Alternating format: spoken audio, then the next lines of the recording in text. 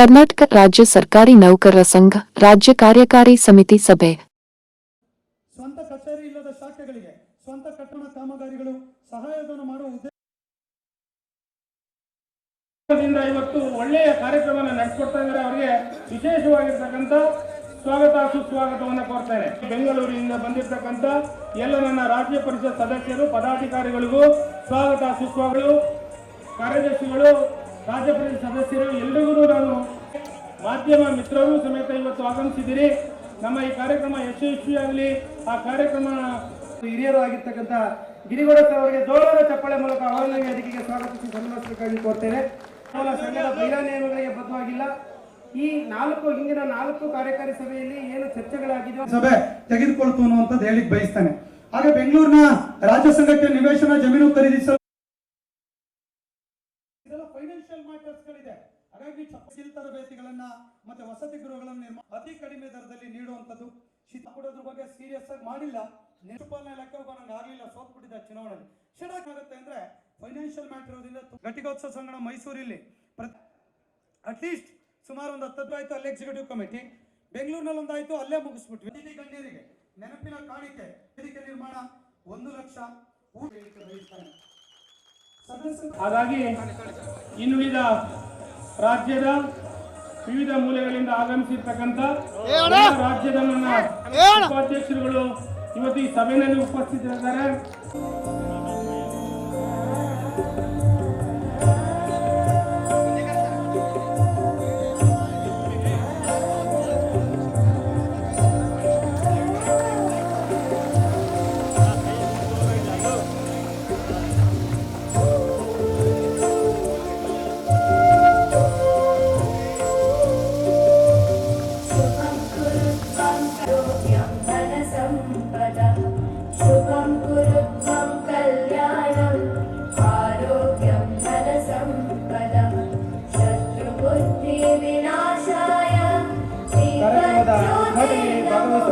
ಎಲ್ಲ ಪದಾಧಿಕಾರಿಗಳಿಗೆ ಮತ್ತೊಮ್ಮೆ ಜೋರಾದ ಚಪ್ಪಾಳೆ ಮೂಲಕ ಧನ್ಯವಾದಗಳು.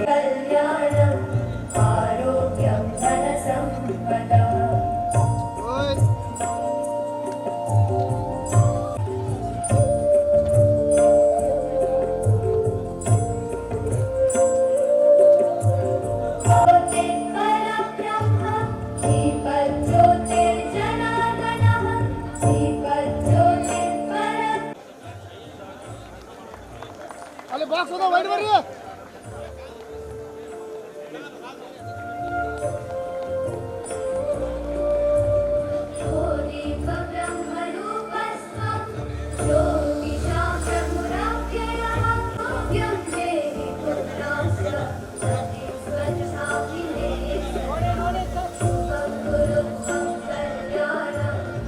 ಒಂದು ಹೊಸ ಆಯಾಮವನ್ನೇ ಈ ಜಿಲ್ಲಾ ರಾಜ್ಯದ ಕಾರ್ಯಕಾರಿ ಸಮಿತಿಗೆ ನೀಡಿದ್ದಾರೆ. ಮೊದಲನೇದಾಗಿ ರಾಜ್ಯದ ಉಪಾಧ್ಯಕ್ಷರು, ಗದಗ ಜಿಲ್ಲೆಯ ಹಲವಾರು ವರ್ಷಗಳಿಂದ ಸಂಘಟನೆ ನೇತೃತ್ವವನ್ನು ವಹಿಸಿರುವಂತ ಬಸವರಾಜ್ ಅವರು ಈ ಕಾರ್ಯಕ್ರಮವನ್ನು ತುಂಬಾ ಚೆನ್ನಾಗಿ ಚಂದ ಕಾಣಿಸಿದ್ದಾರೆ. ಅವರಿಗೆ ನಾನು ಅಭಿನಂದನೆಗಳನ್ನು ಸಲ್ಲಿಸಕ್ಕೆ ಬಯಸ್ತೇನೆ. ಯಾಕೆ ಈ ಮಾತನ್ನ ಹೇಳಬೇಕು ಅಂದ್ರೆ, ನಾನು ಬಹುಶಃ ವೇದಿಕೆ ನೋಡದೆ ಬರ್ತಿದ್ದಂಗೆ ಒಂದು ಅನುಭವ ಮಂಟಪದ ರೀತಿಯಲ್ಲಿ ಅದೊಂದು ಕಲ್ಪನೆಗಳನ್ನ ಇಟ್ಕೊಂಡು ಮಾಡಿದ್ದಾರೆ. ಒಳಗೆ ಬರ್ಬೇಕಾದ್ರೆ ಬಹುಶಃ ನಾವು ಆ ಥರ ಯೋಚನೆ ಮಾಡ್ಲಿಕ್ಕೆ ಸಾಧ್ಯ ಇಲ್ಲ. ಕೇಳಿಸ್ತಾ ಇಲ್ಲ ಕಣ, ಯಾಕೋ ಸರಿ. ಅಷ್ಟು ಅದ್ಭುತವಾಗಿರುವಂತ ಒಂದು ಕಲ್ಪನೆಯನ್ನು ಇಟ್ಕೊಂಡು ಇವತ್ತು ಬಸವರಾಜ್ ಬಳ್ಳಾವರಿ ಅವರು, ರವಿ ಗುಂಜಕರ್ ಅವರ ಮಾರ್ಗದರ್ಶನದಲ್ಲಿ ಇವತ್ತು ಈ ಕಾರ್ಯಕ್ರಮವನ್ನು ಮಾಡಿದ್ದಾರೆ. ಬಹುಶಃ ನಾನು 25-30 ಎಕ್ಸಿಕ್ಯೂಟಿವ್ ಕಮಿಟಿಗಳನ್ನು ಮಾಡಿದ್ದೇನೆ, ನನ್ನ ಅಧ್ಯಕ್ಷತೆಯಲ್ಲಿ ಆಗಿದೆ. ಬಟ್ ನಾನು ಈ ಕಾರ್ಯಕ್ರಮಕ್ಕೆ ಯಾವುದೇ ಮಾರ್ಗದರ್ಶನ ಕೊಟ್ಟಿದ್ದೇನೆ ಅಷ್ಟೇ. ಈಗ ಮಾಡಬೇಕು ಅಂತ ಏನು ಹೇಳಿಲ್ಲ. ಬಸವರಾಜ್ ಹೇಳಿದ್ರು, ನನ್ನ ಜವಾಬ್ದಾರಿ ಕೊಡಿ ಸರ್, ನೀವು ಕೂತ್ಕೊಳ್ಳಿ, ನಿಮಗೆ ಸರಿ ನಿಲ್ಲಿಸುವಂತ ರೀತಿಯಲ್ಲಿ ನಾನು ಎಲ್ಲದನ್ನು ಕೂಡ ಕಲೆಕ್ಟ್ ಮಾಡಿ ಮಾಡ್ತೇನೆ ಅಂತ ಹೇಳಿ ತುಂಬಾ ಅದ್ಭುತವಾಗಿ ಕಾರ್ಯಕ್ರಮ ಮಾಡಿದ್ದಾರೆ. ಬಹಳ ಜನ ನಾವು ಕೂಡ ತಿಳ್ಕೊಳ್ಬೇಕು. ತಾಲೂಕು ಅಧ್ಯಕ್ಷರಿದ್ದೇವೆ, ಜಿಲ್ಲಾಧ್ಯಕ್ಷರಿದ್ದೇವೆ, ರಾಜ್ಯದ ಪದಾಧಿಕಾರಿ ಇದ್ದೇವೆ. ಬಸವರಾಜ್ನಲ್ಲಿ ಈ ತರದ ಏನೇನೋ ಒಳ್ಳೊಳ್ಳೆ ವಿಚಾರಗಳಿದೆ, ನಾವು ನಮ್ಮ ಸಂಘಟನೆ ಬದುಕಿನಲ್ಲಿ ಅಳವಡಿಸಿಕೊಳ್ಳಬೇಕು ಅನ್ನುವಂತ ಸಂದೇಶವನ್ನ ಈ ಸಂದರ್ಭದಲ್ಲಿ ತಮಗೆ ಹೇಳಲಿಕ್ಕೆ ಬಯಸ್ತೇನೆ. ಇವತ್ತು ವಿಶ್ವಸೂಚಿಯ ಪ್ರಕಾರ ನಮ್ದು 2 ಎಕ್ಸಿಕ್ಯೂಟಿವ್ ಕಮಿಟಿ ಮೀಟಿಂಗ್ ಆಗಬೇಕಾಗಿತ್ತು. ನಮ್ಮ ಗಿರಿಗೌಡರು ಹೇಳಿದ್ರು ಇದು 5ನೇ ಮೀಟಿಂಗ್ ಅಂತ ಹೇಳಿ ಗಿರಿಗೌಡರು ಹೇಳಿದ್ರು. ಸಂಘಟನೆಯಲ್ಲಿ ನಮ್ಮ ಬೈಲಾ ಪ್ರಕಾರ 6 ತಿಂಗಳಿಗೊಮ್ಮೆ ಒಂದು ಮೀಟಿಂಗ್ ಅನ್ನ ಕಾರ್ಯಕಾರಿ ಸಮಿತಿ ಸಭೆಯನ್ನ ಕರೀಲಿಕ್ಕೆ ಅವಕಾಶವಿದೆ. ಆದ್ರೆ ಇವತ್ತು ನಾವು ಇದು 5ನೇ ಮೀಟಿಂಗ್ ಆಗಿ ಇವತ್ತು ನಾವು ಕೆಲಸ ಮಾಡ್ತಾ ಇದ್ದೇವೆ. ಒಂದು ಜನರಲ್ ಬಾಡಿಯನ್ನು ಕೂಡ ಅದ್ರ ಜೊತೆ ಮಾಡಿರುವಂಥದ್ದು ಅನ್ನೋದನ್ನ ತಮ್ಮ ಗಮನಕ್ಕೆ ಕೇಳಲಿಕ್ಕೆ ಬಯಸ್ತೇನೆ. ಮೊದಲೆಲ್ಲ ಬೆಂಗಳೂರನ್ನೇ ಸೆಂಟ್ರಲೈಸ್ ಆಗಿ ಇಟ್ಕೊಂಡು ಸಭೆಗಳನ್ನು ಮಾಡ್ತಾ ಇದ್ರು. ಬೆಂಗಳೂರಿನಲ್ಲಿ ಸಭೆ ಮಾಡಿದಾಗ ಏನಾಗ್ತಿತ್ತು ಅಂದ್ರೆ ಎಲ್ಲರೂ ಆಫೀಸ್ ಕೆಲಸ ಇಟ್ಕೊಂಡ್ ಬರೋರು, ಯಾರು ಮೀಟಿಂಗ್ ಅಲ್ಲಿ ಸರಿಯಾಗಿ ಭಾಗವಹಿಸ್ತಾ ಇರ್ಲಿಲ್ಲ. ಸಭೆ ಇನ್ನೂ ಪ್ರಾರಂಭ ಆಗಿಲ್ಲ ಅಂತೇಳಿ ವಿಧಾನಸೌಧಕ್ಕೆ ಹೋಗೋರು, ಅಲ್ಲೆಲ್ಲ ಸಭೆ ಪ್ರಾರಂಭ ಆಗ್ತಿದೆ 12 ಗಂಟೆಗೆ. ಬಟ್ ಇವತ್ತು ಇಲ್ಲಿ ಯಾಕೆ ಮಾಡಿದ್ದೇವೆ ಅಂದ್ರೆ ನೋಡಿ, ದೂರದಿಂದ ಬರ್ತಾರೆ, ಹಿಂದಿನ ದಿವಸ ಉಳ್ಕೊಳ್ತಾರೆ, ಶಾರ್ಟ್ ಟೈಮ್ಗೆ ಕೂಡ ಸಭೆ ಪ್ರಾರಂಭ ಮಾಡಬೇಕು ಅನ್ನುವಂಥ ಉದ್ದೇಶ ಒಂದು. ಜೊತೆಗೆ ಬೇರೆ ಬೇರೆ ಯೋಚನೆಗಳು ಇಲ್ಲಿ ಇರೋದಿಲ್ಲ. ಇಲ್ಲಿರೋದಿಷ್ಟೇ, ಮೀಟಿಂಗ್ ಅಟೆಂಡ್ ಮಾಡಬೇಕು, ಊಟ ಮಾಡಿ ನಂತರ ಟೂರ್ ಗೀರ್ ಮಾಡ್ಕೊಂಡು ಹೋಗ್ಬೇಕನ್ನುವಂಥದ್ದು ಇರುತ್ತೆ. ಆದ್ರೆ ಬೆಂಗಳೂರಿಗೆ ಬಂದ್ರೆ ಏನ್ ಪ್ರಾಬ್ಲಮ್ ಅಂದ್ರೆ ಬರೀ ಕೆಲಸ ಇಟ್ಕೊಂಡು ಬಂದ್ಬಿಟ್ಟಿರ್ತಾರಲ್ಲ, ವಿಧಾನಸೌಧ, ಹೆಡ್ ಆಫೀಸು, ವಿಕಾಸ್ ಸೌಧ. ಹೀಗಾಗಿ ಈ ಯೋಚನೆಯನ್ನ ಮಾಡಿ ನಾನು 2022ರ ಬೈಲಾ ತಿದ್ದುಪಡಿಯಲ್ಲಿ ಜಿಲ್ಲಾ ಕೇಂದ್ರಗಳಲ್ಲೂ ಕೂಡ ಕಾರ್ಯಕಾರಿ ಸಮಿತಿ ಸಭೆಗಳನ್ನು ಮಾಡಬೇಕು ಅನ್ನುವಂತ ತಿದ್ದುಪಡಿ ನಿರ್ಣಯಗಳನ್ನು ತೆಗೆದುಕೊಂಡು ಇವತ್ತು ಗದಗ ಜಿಲ್ಲೆಯಲ್ಲಿ ಕೂಡ ಈ ಕಾರ್ಯಕ್ರಮ ಮಾಡಲಿಕ್ಕೆ ಸಾಧ್ಯ ಆಗಿದೆ ಅನ್ನೋದನ್ನ ಹೇಳಲಿಕ್ಕೆ ಬಯಸ್ತೇನೆ. ಇವೆಲ್ಲ ಹೊಸ ಚಿಂತನೆಗಳಿವು. ಸುಮ್ಮನೆ ನಾನು ಸಂಘದಲ್ಲಿದ್ದೇನೆ, ಎಷ್ಟು ವರ್ಷ ಇದ್ದೇನೆ, ಈಗ ಮಾಡಿದ್ದೇನೆ ಅದು ಮುಖ್ಯ ಅಲ್ಲ. ಈ ಸಂಘಟನೆ ಗದಗ ಜಿಲ್ಲಾ ಕೇಂದ್ರಕ್ಕೆ ಹೋಗಬೇಕು, ಗುಲ್ಬರ್ಗಕ್ಕೆ ಹೋಗಬೇಕು, ಕಾರವಾರಕ್ಕೆ ಹೋಗಬೇಕು, ಕೊಡಗು ಹೋಗಬೇಕು, ಚಾಮರಾಜನಗರಕ್ಕೆ ಹೋಗ್ಬೇಕು ಅನ್ನುವಂಥ ಕಲ್ಪನೆಗಳನ್ನ ಇಟ್ಕೊಂಡು ಈ ಸಭೆಗಳನ್ನು ನಾವು ಇವತ್ತು ಇಲ್ಲಿಯವರೆಗೆ ಕೂಡ ಮಾಡ್ತಾ ಇರುವಂತದ್ದು ಅನ್ನುವಂಥ ಮಾಹಿತಿಯನ್ನ ನಾನು ಇವತ್ತು ಈ ಸಭೆಯ ಗಮನಕ್ಕೆ ತರಲಿಕ್ಕೆ ಬಯಸ್ತೇನೆ. ಬಹುಶಃ ಗದಗ ಜಿಲ್ಲೆ ಅಂತ ಹೇಳಿದ್ರೆ ಅನೇಕ ಶರಣೆಯರಿಗೆ ಜನ್ಮ ಕೊಟ್ಟಂತ ಈ ಬೀಡು. ಅಜ್ಜಯ್ಯನವರು ಇರ್ಬೋದು, ಇವತ್ತು ಪುಟ್ಟರಾಜ್ ಗವಾಯಿಗಳಿರ್ಬೋದು, ಅವರೆಲ್ಲರೂ ಕೂಡ ಬಹುಶಃ ಈ ಕ್ಷೇತ್ರಕ್ಕೆ ಕೊಟ್ಟಂತ ಕೊಡುಗೆಯನ್ನ, ಮಠ ಮಂದಿರಗಳ ಕಲ್ಪನೆಗಳನ್ನ ಇಟ್ಕೊಂಡು ಕೂಡ ಸಾಕಷ್ಟು ಕ್ರಾಂತಿಕಾರಕ ಹೆಜ್ಜೆಗಳನ್ನ ಈ ಜಿಲ್ಲೆ ಇಟ್ಟಿದೆ ಅನ್ನುವಂಥ ಮಾಹಿತಿಯನ್ನ ತಮ್ಮ ಗಮನಕ್ಕೆ ಹೇಳಲಿಕ್ಕೆ ಬಯಸ್ತೇನೆ. ಇದ್ರ ಜೊತೆ ನಾವೆಲ್ಲ ಇಲ್ಲಿ ಕೂಡ ಸೇರಿರೋದು ಯಾತಕ್ಕಾಗಿ? ನಮ್ಮ ಮುಂದಿನ ನಮ್ಮ ನೌಕರ ಸಂಘಟನೆಯ ಕುಟುಂಬಕ್ಕೆ ಒಳ್ಳೇದಾಗಬೇಕು, ನೆಮ್ಮದಿಯ ಬದುಕು ನಮ್ಮ ನೌಕರರಿಗೆ ಸಿಗಬೇಕು, ಸಾಕಷ್ಟು ಸರ್ಕಾರದ ಮೂಲಕ ಆದೇಶಗಳನ್ನ ಮಾಡಿಸ್ಬೇಕು. ಇಲ್ಲಿ ಚರ್ಚೆ ಮಾಡಿದಂತ ವಿಚಾರಗಳು, ಚಿಂತನೆಗಳು ರಾಜ್ಯ ಸರ್ಕಾರದ ಗಮನವನ್ನು ಸೆಳೆಯೋದ್ರ ಮೂಲಕ, ನಿರ್ಣಯಗಳ ಮೂಲಕ ಅದನ್ನ ಜಾರಿಗೊಳಿಸುವಂತ ಒಂದು ಅನುಭವ ಮಂಟಪ, ಮಹಾಮನೆ ಯಾವುದು ಅಂದ್ರೆ ನಮ್ಮ ಕರ್ನಾಟಕ ರಾಜ್ಯ ಸರ್ಕಾರಿ ನೌಕರ ಸಂಘದ ರಾಜ್ಯ ಕಾರ್ಯಕಾರಿ ಸಮಿತಿ ಎನ್ನುವಂಥದ್ದನ್ನ ಹೇಳಲಿಕ್ಕೆ ಬಯಸ್ತೇನೆ. ಬಹುಶಃ ಇಡೀ ದೇಶದಲ್ಲಿ, ನಾವು ರಾಜ್ಯ ಹೇಳಲಿಕ್ಕೆ ಹೋಗಲ್ಲ, ಇಡೀ ದೇಶದಲ್ಲಿ ನೀವೆಲ್ಲ ಇಲ್ಲಿ ಕೂತ್ಕೊಂಡಿದ್ದೀರಾ. ಎಕ್ಸಿಕ್ಯೂಟಿವ್ ಕಮಿಟಿ ಅಂದ್ರೆ 40 ಜನ, 50 ಜನ, ಮ್ಯಾಕ್ಸಿಮಮ್ ಅಂದ್ರೆ 100 ಜನ. ಇವತ್ತು ನಮ್ಮ ಎಕ್ಸಿಕ್ಯೂಟಿವ್ ಕಮಿಟಿ ಎಷ್ಟಿದೆ ಅಂತ ಹೇಳಿದ್ರೆ ಸುಮಾರು 1,000 ಜನ ಇಲ್ಲಿ ಕೂತಿದ್ದೀರಲ್ಲ. ಇಷ್ಟು ದೊಡ್ಡ ಸಂಖ್ಯೆ ಇರೋದು ಇಡೀ ದೇಶದಲ್ಲಿ ನಮ್ಮ ಸಂಘಟನೆ. ತೋರಿಸಿ, ಟೆಲ್ಮಿ, ಯಾರಾದ್ರೂ ಒಬ್ರು ಹಂಗೆ ನಿಂತ್ಕೊಂಡು ಹೇಳ್ಬಿಡಿ. ನೀವು 1,000 ಜನ ಎಕ್ಸಿಕ್ಯೂಟಿವ್ ಕಮಿಟಿ, ನಾವು ಬಹಳ ಸಂಘದಲ್ಲಿ ಇದ್ದೀರಾ.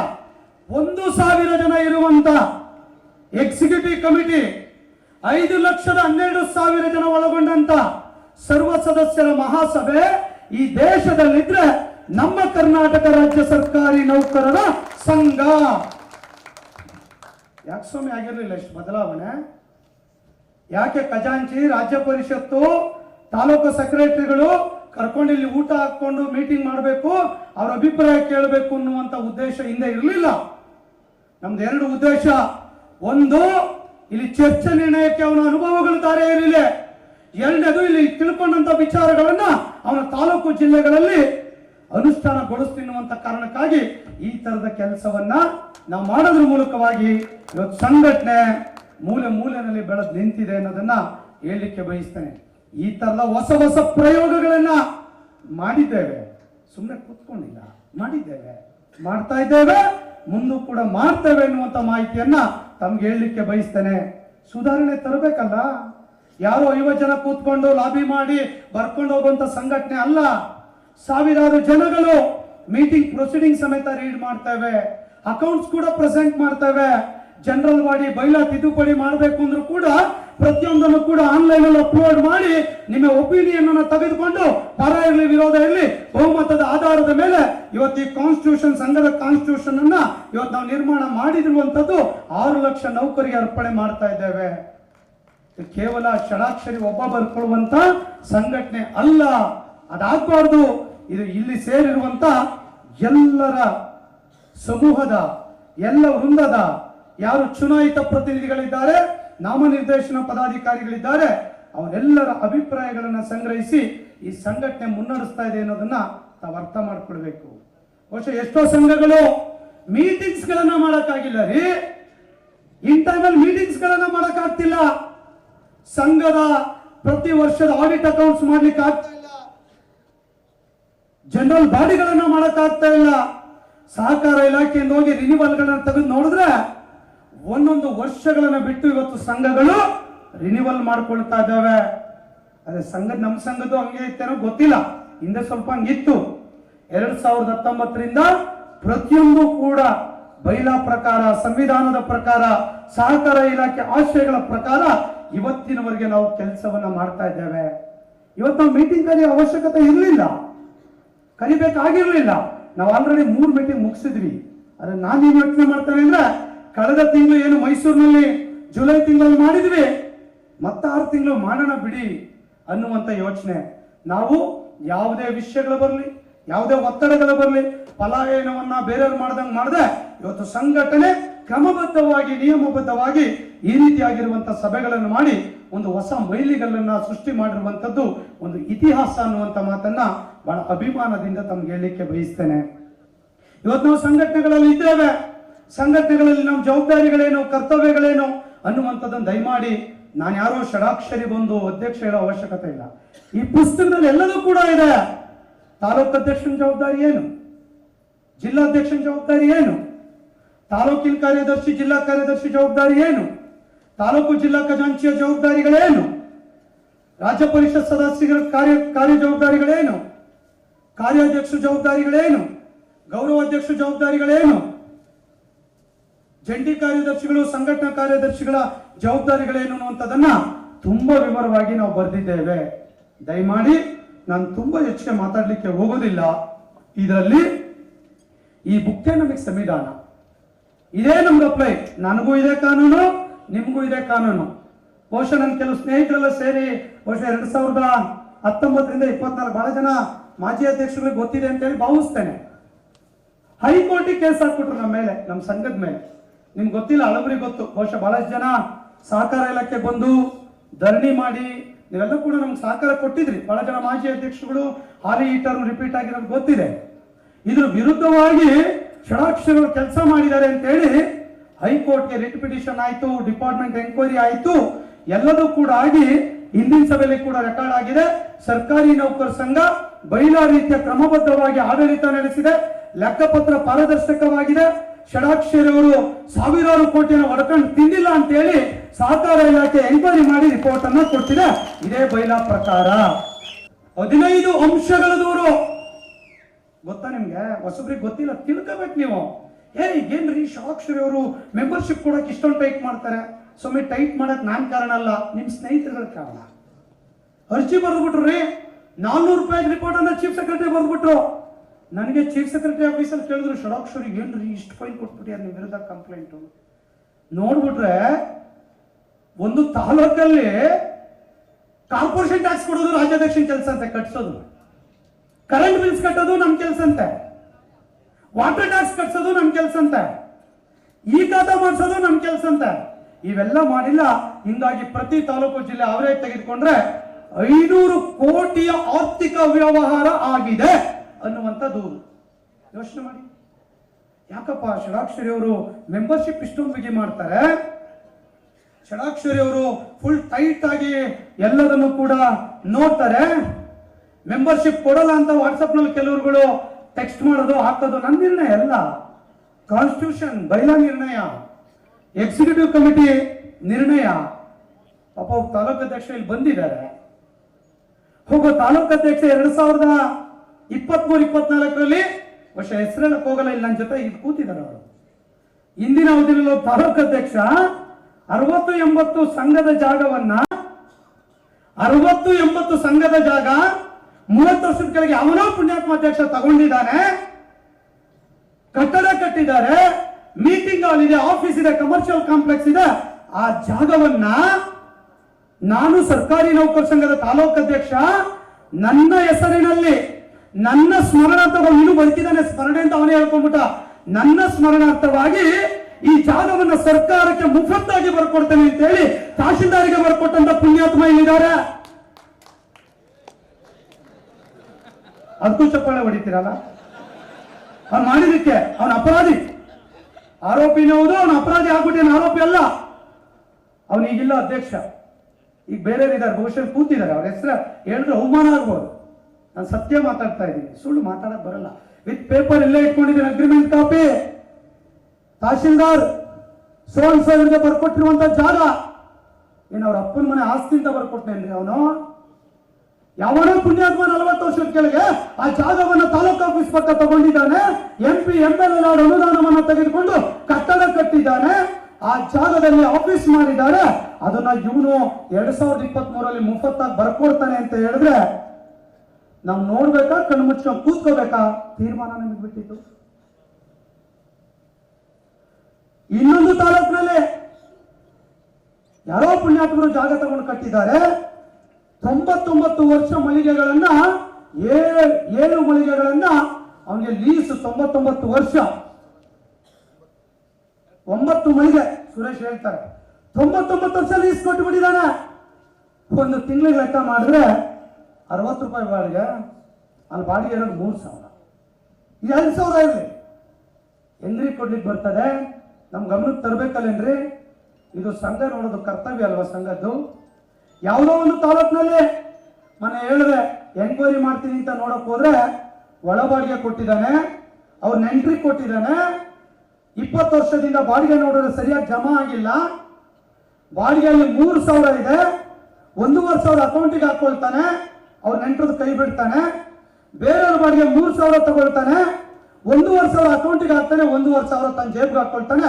10 ಮಳಿಗೆ ಲೆಕ್ಕ ಮಾಡಿದ್ರೆ 13,000 ಒಂದು ತಿಂಗಳು ಒಬ್ಬ ತಾಲೂಕು ಅಧ್ಯಕ್ಷನ ಅಕೌಂಟಿಗೆ ಹೋಗ್ತಾ ಇದೆ ಅಂತ ಹೇಳಿದ್ರೆ ಸರ್ಕಾರಿ ನೌಕರರ ಸಂಘದ ಅಧ್ಯಕ್ಷರು ನೋಡಬಾರ್ದು, ಕಣ್ಣು ಮುಚ್ಕೊಂಡು ಕೂತ್ಕೊಳ್ಬೇಕು. ನೋಟಿಸ್ ಕೊಟ್ಟು ಎಂಕ್ವೈರಿ ಕೊಟ್ಟರೆ ರಾಜೀನಾಮೆ ಕೊಟ್ಟು ಆತರ ವಾಪಸ್ ಹೋಗ್ಬಿಟ್ಟ. ನಾನು ಎವಿಡೆನ್ಸ್ ಇಟ್ಕೊಂಡು ಮಾತಾಡ್ತೀನಿ. ರಾಜೀನಾಮೆ ಕೊಟ್ಟು ವಾಪಸ್ ಹೋಗುವಂತ ವ್ಯವಸ್ಥೆಗಳು. ಮೊನ್ನೆ ಯಾವುದೋ ತಾಲೂಕಿಂದ ಆಡಿಟ್ ಮಾಡ್ತೀನಿ, 3 ಲಕ್ಷ ಸೆಲ್ಫ್ ಚೆಕ್ ಡ್ರಾ ಮಾಡಿದ್ರು. ಒಂದೇ ಚೆಕ್ಕಲ್ಲಿ 3 ಲಕ್ಷ. ಅದು ಹೆಂಗ್ ಬ್ಯಾಂಕರ್ ಕೊಟ್ಟರೋ ಏನೋ ಗೊತ್ತಿಲ್ಲ. 1 ಲಕ್ಷ 2 ಲಕ್ಷ ಸೆಲ್ಫ್ ಚೆಕ್. ಏನ್ ಮಾಡ್ತೀರಾ? ಯಾತಕ್ಕಾಗಿ ಬಳಸ್ತೀರಾ? ಅನಿವಾರ್ಯ ಸಂದರ್ಭ ಇದ್ರೆ 500, 300, 5,000, 10,000 ಓಕೆ.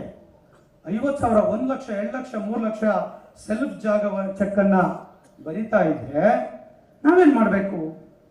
ನಾನು ಮಾಡ್ತಾ ಇರ್ಲಿಲ್ಲ, ಸುಪ್ರೀಂ ಕೋರ್ಟ್ ಆರ್ಡರ್ ಮಾಡ್ಬಿಟ್ಟು, ಹೈಕೋರ್ಟ್ ಆರ್ಡರ್ ಮಾಡ್ಬಿಟ್ಟಿದೆ. ಇವೆಲ್ಲ ನೋಡ್ಬೇಕು. ನನ್ನ ಮೇಲೆ ತನಿಖೆ ಮಾಡ್ಬಿಡ್ತು. ದೋಷ ಮುಕ್ತ ಮಾಡಿದ ಬೇರೆ ಭಾಗ, ಆರೋಪ ತನಿಖೆಯನ್ನು ಎದುರಿಸಿದ್ವಲ್ಲ, ಇವೆಲ್ಲದೂ ಕೂಡ ಅದರಲ್ಲಿ ರೆಕಾರ್ಡ್ ಆಗಿದೆ ಅನ್ನೋದನ್ನ ತಮ್ಗೆ ಹೇಳಲಿಕ್ಕೆ ಬಯಸ್ತೇನೆ. ಇನ್ನು ಕೆಲವು ಜಾಗ ಲೀಸ್ ಮುಗಿದೋಗ್ಬಿಟ್ಟಿದೆ. 33 ವರ್ಷ ಲೀಸ್ ಕೊಟ್ಟಿರ್ತಾರೆ. ಸೊಮ್ಮೆ ನಮ್ದು ಬೆಂಗಳೂರಿನಲ್ಲಿ ಲೀಸ್ ಅವಧಿ ಮುಗಿದಿತ್ತು 2023ಕ್ಕೆ.